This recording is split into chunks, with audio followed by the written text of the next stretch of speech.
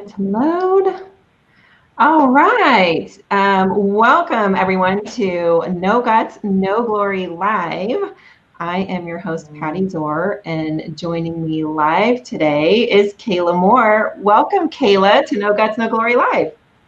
Hi, thanks, Patty. I'm so excited to be here and super honored. Like, I love what you're doing. I love, there's so much negativity going on in the world right now, and just bringing positivity and just having everyone come in and share their stories of success. I love it. Good. Yeah. My hope is that with this platform, bringing entrepreneurs on like yourself is we can help others, find the courage and the strength, within themselves to go out and really follow their professional dreams. You don't have to work in an environment that just isn't fulfilling. You can really go out and really have a fulfilling career. And like, we're proof of that today. Yes. It does take a little bit of guts, and we'll get into that story in just a minute. But for all those who are watching, we encourage you to please start a watch party so we can get this message out to all those who need to hear it. So Kayla and I are going to start watch party, so we encourage you to do it too. We'll take a quick beat. And while we're doing that, my teammate Casey is in the comments. So if you have any questions, feel free to leave a comment, and Casey will be sending them my way while we're live. So we'll answer your questions along the way. All right. Let's see here. Okay. All right, Kayla, you ready to tell your story? Yes. Okay, so just going into a little bit of backstory about me. I used to work in the medical field pretty much since high school, and I had other miscellaneous jobs like throughout that time, but mainly just medical field. And I found myself in a position where I was just feeling like really burnt out, mentally, physically, and I just knew it wasn't something that I wanted to do the rest of my life. And so I was like in a point where I'm like trying to figure out what was next or where I could picture myself career wise in the future. And one day, someone important in my life was like, Kayla, you're really good with computers, and I think you should look into coding and learning how to do websites because you'd be really good at it. And at first, when he said that, I was like, no way, like, shot the idea down. I'm like, I couldn't picture myself like sitting at a computer and like, just doing web stuff. Like, it's just not something that I ever saw interest in before, which is funny. This is what I'm doing now. But so I spent some time like looking into it, and I found like I really was interested, and I decided like that it was something that intrigued me. And so in free time that I had, like I found myself teaching myself how to code. And so I did that for about a year or two. And so fast forward a couple of years, I was in a relationship and we were planning on moving out of state. And so in that time, like we discussed, like I'd quit my job, I'd focus on like learning how to, continuing to do what I was doing, learning how to code. And my intent at the time was I'd enhance my skill set to a point where I would get a job in the corporate world as like a web developer, web designer. And so a couple months later, things didn't end up working out in that relationship. We didn't end up moving actually. And I found myself in a position because I was, in the vulnerable position of quitting my job, not having income. And I was hoping, that he would be handling that stuff because that is what we discussed. That's not what happened. I found out that we were thousands of dollars behind in bills. My rent was due, taxes were due, new bills were coming in, and I was in this like position of being underwater, thousands of dollars, and I have never ever been in that position before. So like in that moment, I had like so many emotions like come over me because I was like, what am I gonna do now? Like I put myself in a vulnerable position and I needed to figure out how to get out of it and by myself. And so in this like moment of feeling all these emotions, like the one emotion that was like the probably impacted me the most was feeling of defeat. And anyone who knows me knows that like I'm a fighter. It's a lot to make me feel defeated. But I truly felt defeated in that moment and I didn't know where to turn or what to do. And so in the moment of feeling defeat, like I remember going and getting like a ton of moving boxes and brought them all to my house. And so I had a ton of boxes just sitting in my dining room and living room. And I woke up one day and I looked at the boxes and I just started bawling. I was like, and then all those like little voices in your head started like, swarming me. And I was like, are you serious, Kayla? Like, number one, are you really gonna like give him the satisfaction of taking you down like this? And number two, are you really giving up right now? And I was like, no, absolutely not. So, like, in that moment, I remember like I immediately like grabbed all the boxes, took them all into my garage, and like sat them all there, which I'll touch on that later. But so I left the boxes in my garage for like a few years. And, every time someone would come over, they'd be like, Kayla, what do you have those boxes for? Throw them away. They're taking up space. And I'm like, no, like those boxes were like a sentimental reminder to me of like that lowest point that I have gotten to. And it was like a reminder to not allow myself to get back to that point. And so this brings me to that like guts moment where I was in this position. I knew I had one of two choices. One was I go back and get a job and, figure out how to get out of this mess. Or two, I continue to do what I was doing. I quit my job to, learn how to code and fulfill that career as a web developer. And I decided option number two, but I did it a little bit differently. I decided to cold turkey go self-employed, which wasn't part of the plan. And in this moment, like I was so scared. There was so much fear that like came over me and all the outside noise and the doubts of even people closest to me. Not that they doubted me, but they doubted like, the situation I was in. And anytime you like take a risk, it's scary. You don't know if it's going to work out. You don't know the outcome. And so I just remember like feeling all these emotions, and I knew that I had to make this work and there was no other option. Otherwise, I was just going to end up in a worse situation.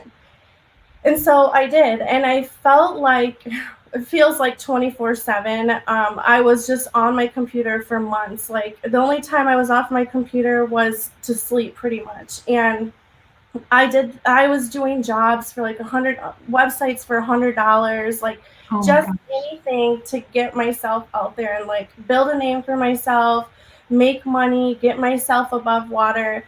And so doing this for a couple months, not knowing what to expect, but just straight hustle. And like few months into doing this, I landed a client, which to me at the time was a big deal, big client, consistent work coming in, consistent money. And I was like, great, like I cold turkey went self-employed, landed this great client, and obviously had like my other clients as well. And so I was like, this is awesome. Like it was paying off, going great. Um, a year into being self-employed, I bought another brand new car and just living basically. And then a few weeks later, that work relationship with that client had ended. And so that was like a big income loss, a big, it was like I was back in square one basically. And this time, like I knew that I could overcome it because I overcame the lowest point, came above water, had money saved, bought a new car just a year later. And so I knew I'd be okay.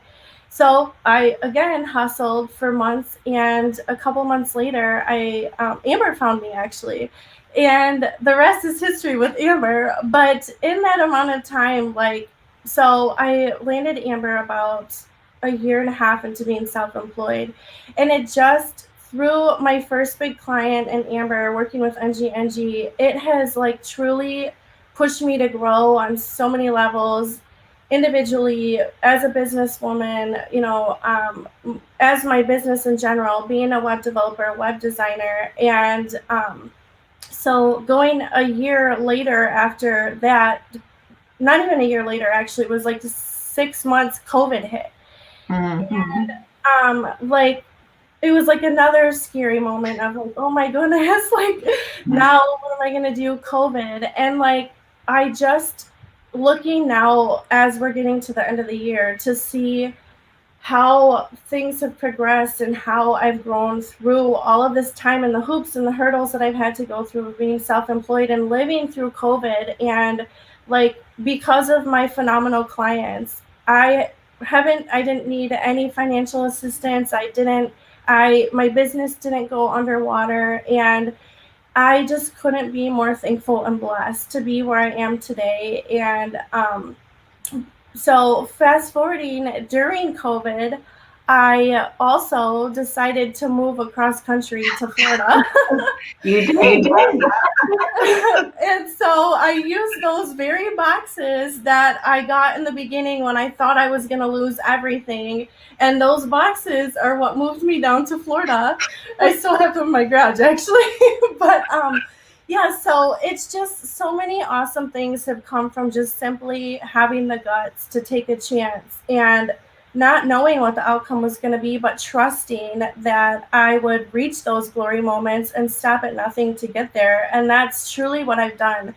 This whole journey of, cold turkey going self-employed and not really being ready and being self-taught and being a business owner, this is like a whole different world than I was ever, expecting or, that I knew. And I've had to learn so much so fast. And, honestly, just the simple fact of taking a step forward and diving in and like not letting fear drive me, not letting all the outside noises and the doubt and, just the negativity get to me is what pushed me to where I'm at today. And then just having such phenomenal clients, believing in me and trusting in me, even so early on, has truly just made me get to the potential that I'm at today. And I'm just so excited to see what the future continues to have in store. So I'm glad that you brought it up because I think I forgot to mention it before, is that Kayla is one of our incredibly creative and talented designers at NGNG. And I meant to say that when I introduced you, and I just forgot. So I'm so glad you brought that up. So how did Amber find you? Upwork, actually. Yeah. Okay. Yeah. Great. So something you mentioned before was when you were first starting off, you were building websites for $100. And I think that that's really interesting because sometimes when you're getting started as a solopreneur and you're not really sure what you're doing and you just have to get yourself out there, make a name for yourself think about, could you discount your hours a little bit? And I'm not recommending like go work for free unless you feel like you have the time and you just want to serve others by doing that. I mean, it is one way to do it, but you probably need to give a little upfront. But start doing the work, let others see your work. You could probably trade, there might be other services you could potentially even trade for if it's not dollars when getting started. And definitely you have to expect to work long hours, especially at the beginning. I still work long hours. I think we all do, but I think what's really neat is, we are all entrepreneurs on the team and we just really love what we do. So even though it's a lot of hours, it's still very fulfilling and it just makes all the difference in the world. There's still stress and pressure, with every job, but it's a different kind of stress. I don't know, I don't know if there's a good way to explain it, but you're still kind of having fun in the process. And I think, like you said too, one of the things that, I know that I was worried about moving from the corporate world onto entrepreneurship was like learning that continuing education and, am I still going to learn, or do I need to enroll in like other courses and classes, which actually I still do enroll in additional courses. But I still learn a lot every single day. I mean, whether it's like from the business side, from like keeping books, making tax decisions, all of that good stuff. So where did you go to learn how to code? Were you a little nervous before, taking that first step? What did that first step look like for you? Well, the first step was I was already kind of dabbling a little bit into learning how to code because it was something that I started to do as like a hobby in my free time. So when I cold turkey went self-employed, I obviously had a foundation to start on. So what I did when I first started was just um, Google. Honestly, I can't like stress enough the power of Google and just being resourceful.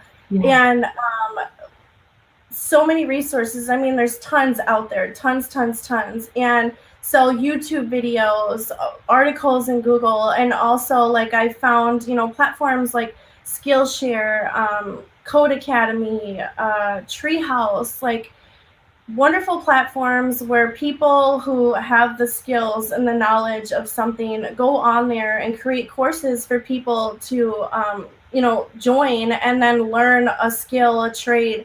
And so an accumulation of all of those things is what truly got me, to the point where I I honestly can't even say I was ready to start my journey of being self-employed. There was just so much still that I needed to know, but now being into it and realizing there's still so much I need to know, and there Mhm. always will be, because the industry, especially tech, is constantly enhancing, constantly changing.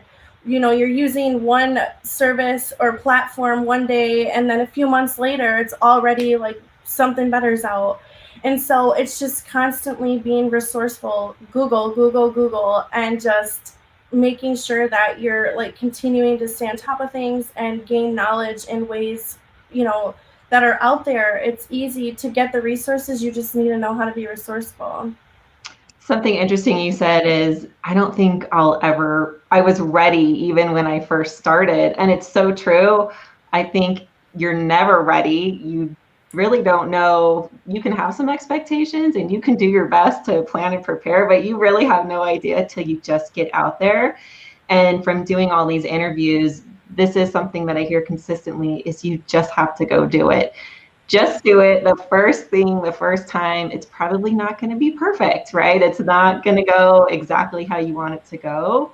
But over time, it will get better. I'm sure you probably look back to one of your first websites and you're like, oh my gosh, I'm Well, sure every designer, right? And you're your own worst critic always. We all are.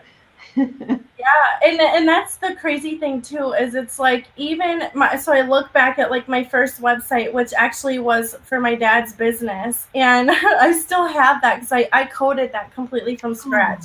And so like looking back and seeing how far I've come, and especially in like such a short amount of time, and like the websites that I do now and the work that I'm capable of now, and just it's just so like it's refreshing, it's humbling, and it's just like when I look back I'm like, wow, like did you really do this? And even like websites from like a year ago, and I look at websites that I've done, I'm like, wow, even just how much in a year has changed, and next year and the following year.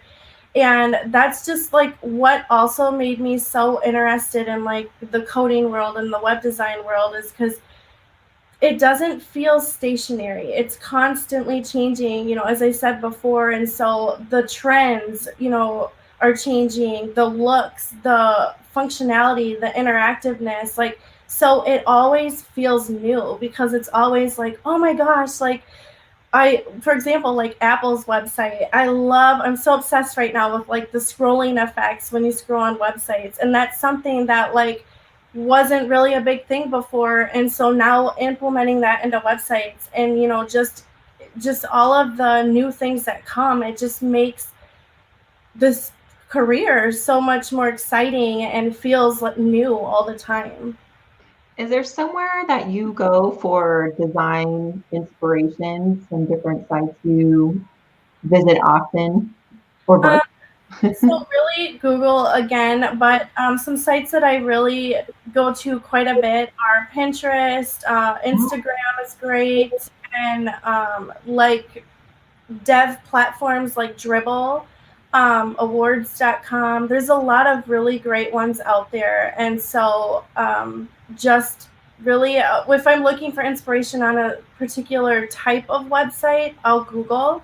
And I'll also visit usually the Pinterest, Instagram, and then, my main core websites to get ideas. And there's so much inspiration out there.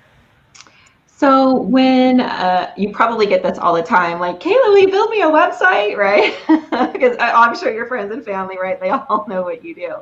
But for business owners or entrepreneurs out there looking to either revamp their website or create a new site, um, are there maybe some things that we can come prepared with before approaching you, or are there maybe like a set of questions you typically ask that you find, a lot of times people think, oh, I don't know, good question. Yeah, actually, like it's a lot of people don't realize how much truly goes into building a website. And, so a lot of people will be like, hey, can you do me a website? And then they think that it ends there on their end. And then I take over everything from there. But there's so much that, and then clients realize going into it, like, wow, there's actually a lot that's required of me, and it kind of like pushes them back a little bit because they're like, okay, now I realize. And so I think going into, like, when you're wanting to hire a web developer is doing your homework on websites that you like, kind of getting an idea of like the domain name that you want to use. And obviously, like, usually when people come to me, I give them pointers and tips too, but just good images too, because that's another thing is people will come to me and they'll say, I really like Apple. Can you build me a website like Apple? And I'm like, and then they give you low quality images, and I'm like, well, in order to have a website like Apple, you need images like that, really high def. And so that's a thing that I stress all the time for people is like good images, professional, good videos, and just in general, I think those are like the main things. And content too. That's another thing is I don't think people really realize when they hire a web developer that they have to come up with content for the website. And so coming to a web developer is good images and videos, having content for your website, and just kind of doing your homework to see styles that you like, what you want your website to look like. And so it kind of gives that designer a good perspective of you and what you're looking for, and we have a good foundation of things to work with. Oh my gosh, that was really great. Thank you so much for sharing those tips. To everybody watching, again, please, we encourage you to start a watch party. Kayla, thank you so much for being here today and sharing your knowledge. And hopefully we have inspired others who have been thinking about entering the web design world. You can do it. It's one step at a time. Google it. If you don't know how to do it, Google it. I'm sure there's a ton of people you could reach out to. Look at sites like Upwork when you're ready to get started. Even if you're working your current job now, start putting some feelers out on Upwork and see what happens. We find a lot of designers there, and we've had a ton of success, and there's a ton of creative people on there. So I want to wish everybody watching happy holidays. This is the last No Guts, No Glory live until the new year, and then 2021, we have a whole new set of guests. So thank you again, everyone, for tuning in, and have a happy new year. Bye, guys.